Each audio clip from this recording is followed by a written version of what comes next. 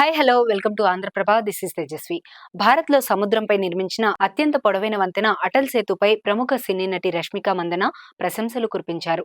ముంబై రవాణా వ్యవస్థ తీరును మార్చేసిన గేమ్ చేంజర్ గా వంతెనను అభివర్ణించారు.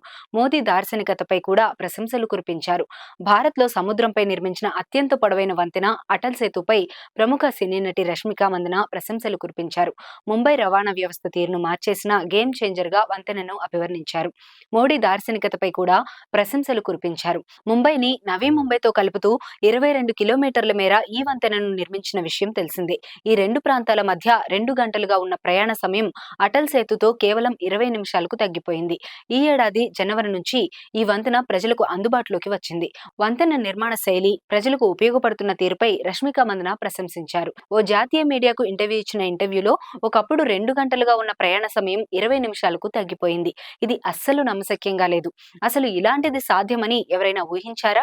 ముంబై నుంచి నవీ ముంబై వరకు, ముంబై నుంచి బెంగళూరు వరకు, గోవా నుంచి ముంబై వరకు అద్భుత మౌలిక సదుపాయాల కల్పనతో ప్రతి ప్రయాణం సులువుగా సౌకర్యవంతంగా మారిపోయింది అని అన్నారు. రష్మిక వీడియోను ప్రధాని మోదీ కూడా షేర్ చేశారు. ప్రజల జీవితాలను మెరుగుపరచడం కంటే సంతృప్తినిచ్చేది మరొకటి లేదని పేర్కొనడం విశేషం.